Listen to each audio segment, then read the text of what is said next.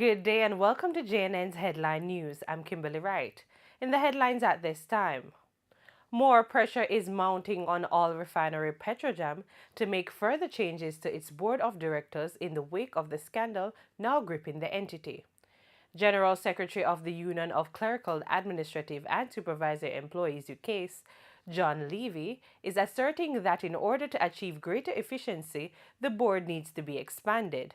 The recommendation follows the appointment of 3 new Jamaican directors this week to replace those who resigned on Monday in the midst of the controversy which began more than a week ago.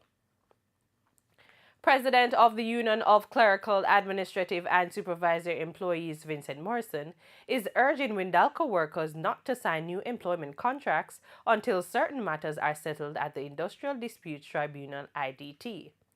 News came earlier this month that Windalco was still having problems paying its employees despite a stay of U.S. sanctions against its parent company, Russian aluminum producer UC Rusal.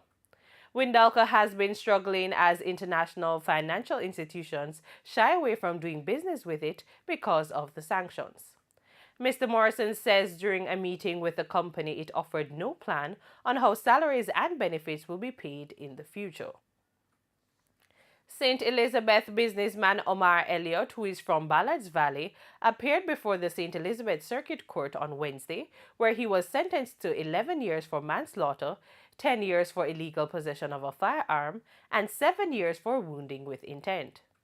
Elliott will serve 11 years as the sentences are to run concurrently.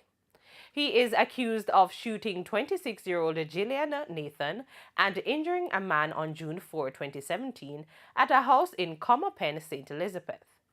It was reported that Miss Nathan was at home when Elliott turned up. He shot Miss Nathan in front of her child as well as other family members and also injured a man. Elliott fled the scene. He turned himself over to the police the following day. 67% of the current workforce do not have secondary certification. This was revealed by Education Minister Senator Will Reid, who says the education sector is not where it should be. Giving a further breakdown of the level of educational attainment in the country, Senator Reid said 18% of the workforce has technical certification, while about 17% has tertiary certification. Senator Reid, who was speaking on Tuesday at the ceremony for the renaming of Bogwell High in St. Catherine to Enid Bennett High, said the country has come a far way, from when only 2% of the population attained tertiary level education.